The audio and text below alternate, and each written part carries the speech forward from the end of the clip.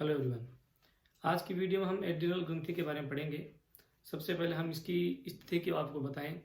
पूर्व की वीडियो में हम बता चुके हैं कि जो हमारे शरीर में किडनी पाई जाती है, दो वृक्क पाए जाते हैं, उन वृक्क के ऊपर एक ग्रंथि पाई जाती है जिसे हम एड्रिनल ग्रंथि कहते हैं।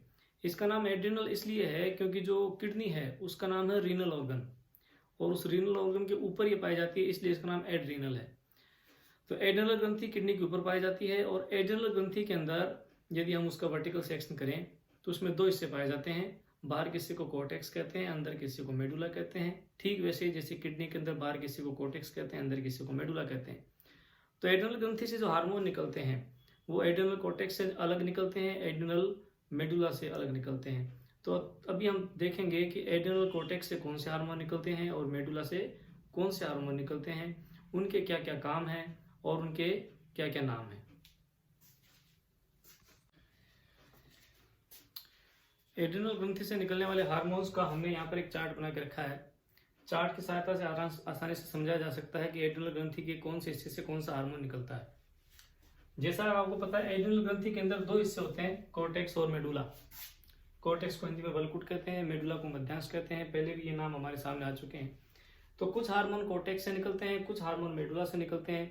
जो कोर्टेक्स से निकलने वाले हार्मोन है, यानी एड्रिनल कोर्टेक्स से निकलने वाले जो हार्मोन्स हैं, उनको तीन श्रेणियों के अंदर बांटा जा सकता है: मिनरलोकोर्टिकॉइड्स, ग्लूकोकोर्टिकॉइड्स और एंड्रोजन्स। मिनरलोकोर्टिकॉइड्स के अंदर जो मुख्य हार्मोन है उसका नाम है एल्डोस्टेरोन। एल्डोस्टेरोन के द्वारा जो काम होते हैं वो मुख्य रूप से दो प्रकार के काम है। एक तो ब्लड प्रेशर का नियमन करना, यानी कि जो हमारा जो रुधिर दाब है, रुधिर वाहिनियों की दीवार के ऊपर रुधिर के द्वारा लगाया जाने वाला जो दाब है उसका नियमन करना एल्डोस्टेरोन का काम है।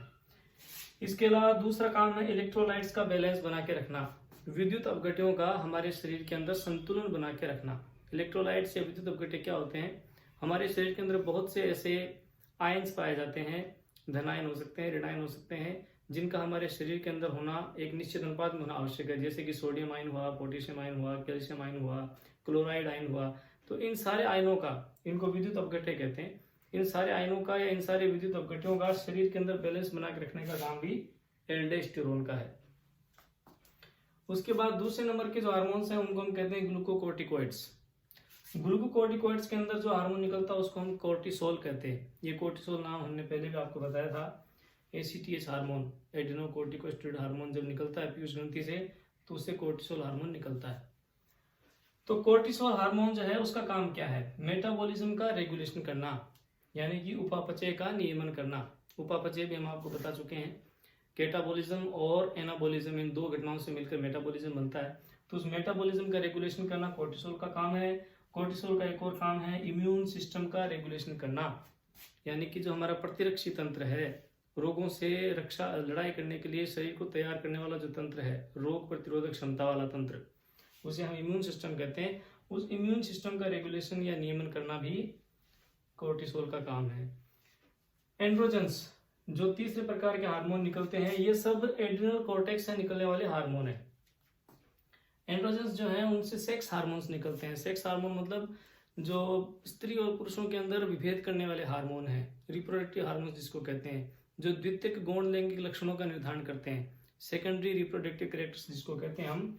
तो वो सेक्स हार्मोन्स एंड्रोजन्स के द्वारा निकलते हैं। हालांकि ये जो सेक्स हार्मोन्स है मुख्य रूप से टेस्टिस और ओवरी से निकलते हैं, जिसको टेस्टोस्टेरोन और प्रोजेस्टेरोन कहते हैं। पर इनके अलावा भी सेक्स हार्मोन एंड्रोजन से निकलते हैं। इनका काम क्या है? द्वितीयक गौण लैंगिक लक्षणों का नियमन, ये नियमन है, द्वितीयक गौण लैंगिक लक्षणों का नियमन करना, रेगुलेशन करना। तो ये एड्रिनल कोर्टेक्स से निकलने वाले हार्मोन्स का वर्गीकरण है। दरअसल एड्रिनल कोर्टेक्स है उसकी तीन लेयर होती हैं, सबसे बाहर की लेयर, बीच की लेयर और मध्य की लेयर। उनसे अलग अलग लेयर से जो हार्मोन्स निकलते हैं उनकी केमिकल कंपोजिशन के आधार पर इनका नाम है मिनरलोकोर्टिकॉइड्स, ग्लूकोकोर्टिकॉइड्स और एंड्रोजन्स। और उनकी प्रकृति के अंदर जो उदाहरण है, जैसे मिनरलोकोर्टिकॉइड्स प्रकृति का उदाहरण है एल्डोस्टेरोन है, ग्लूकोकोर्टिकॉइड्स का उदाहरण कोर्टिसोल है, और एंड्रोजन्स से सेक्स हार्मोन्स निकलते हैं। तो ये सब एड्रिनल कोर्टेक्स से निकलने वाले हार्मोन हैं। एड्रिनल मेडुला से निकलने वाले हार्मोन, यानी जो एड्रिनल ग्रंथि है उसका बाहर कैसा कोर्टेक्स कहलाता है, अंदर कैसा मेडुला कहलाता है, आपको बताया हमने। तो उस मेडुला से जो हार्मोन निकलते हैं वो दो प्रकार के हार्मोन है, इंपॉर्टेंट हार्मोन है। एक का नाम एपिनेफ्रिन है, दूसरे का नाम नोर एपिनेफ्रिन है। एपिनेफ्रिन हार्मोन को एड्रिनलिन भी कहते हैं, और ज़्यादातर जो अपने पाठ्य पुस्तकों में पढ़ते हैं या हमको भी पता है वो यही है कि एड्रिनल ग्रंथि से जो हार्मोन निकलता है वो एड्रिनलिन हार्मोन कहलाता है। वो मात्र एक हार्मोन है, इसके अलावा भी बहुत सारे हार्मोन हैं जो हमें पता होने चाहिए। तो एपिनेफ्रिन को एड्रिनलिन कहते हैं और नोर एपिनेफ्रिन को नोर एड्रिनलिन हार्मोन कहते हैं। ये एपिनेफ्रिन और नोर एपिनेफ्रिन ये एक दूसरे के प्रतिरोधी हैं, यानी कि जो काम एपिनेफ्रिन करता है उसका ठीक विपरीत काम नोर एपिनेफ्रिन करता है। इसमें से भी जो एपिनेफ्रिन हार्मोन है ये जीवन रक्षक हार्मोन कहलाता है, मोस्ट इंपोर्टेंट हार्मोन है लगभग, क्योंकि संकटकालीन परिस्थितियों में हमारे शरीर को उन परिस्थितियों का सामना करने के लिए बनाने लायक जो हार्मोन है वो नोर एपिनेफ्रिन है। यानी कि संकटकालीन परिस्थितियों में हमारे शरीर को उन परिस्थितियों का सामना करने के लिए जो तैयार करता है हार्मोन वो एपिनेफ्रिन या एड्रिनलिन हार्मोन है। संकटकालीन परिस्थितियां कैसे, जैसे कि इसको हमने कहा 3F हार्मोन, 3F यानी F, ये इसका क्या मतलब है 3F का? एक F का मतलब होता है फियर यानी डर, भय की स्थिति हुई। दूसरा F है फ्लाइट यानी भागना, और तीसरा है फाइट, फाइट यानी लड़ना। तो इस प्रकार की जब परिस्थिति आ जाती है, जब डरने की आवश्यकता है, डर कर भागने की आवश्यकता है, या फिर अंत में लड़ने की आवश्यकता है, तो उन परिस्थितियों में हमारे शरीर को उन परिस्थितियों का सामना करने के लिए जो लायक बनाता है, जो काबिल बनाता है, वो हार्मोन है एपिनेफ्रिन या एड्रिनलिन। तो एड्रिनलिन हार्मोन का क्या काम है? ये हमारे शरीर की हार्ट बीट को बढ़ाता है, हमारे शरीर के अंदर पसीने का जो स्त्राव है अचानक उसको बढ़ाता है, हमारी मांसपेशियों के अंदर ब्लड के फ्लो को अचानक बढ़ाता है, ताकि विपरीत परिस्थितियों के लिए हमारे शरीर में ज़्यादा से ज़्यादा एनर्जी का स्टोर हो सके और उस परिस्थिति का हमारा शरीर सामना कर सके। तो ये सारे काम एड्रिनलिन के हैं।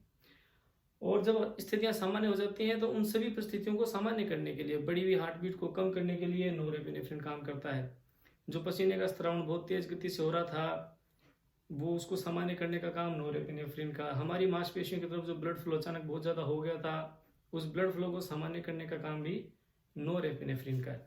तो इस प्रकार इस चार्ट की सहायता से बहुत ही सरल तरीके से हमने समझाने का प्रयास किया है कि एड्रिनल ग्रंथि से कौन से हार्मोन निकलते हैं, उन हार्मोनों के क्या नाम हैं और क्या काम है। मैं आशा करता हूँ कि ये जानकारी आपको जरूर समझ में आई होगी और आपके लिए उपयोगी साबित होगी। Thank you very much.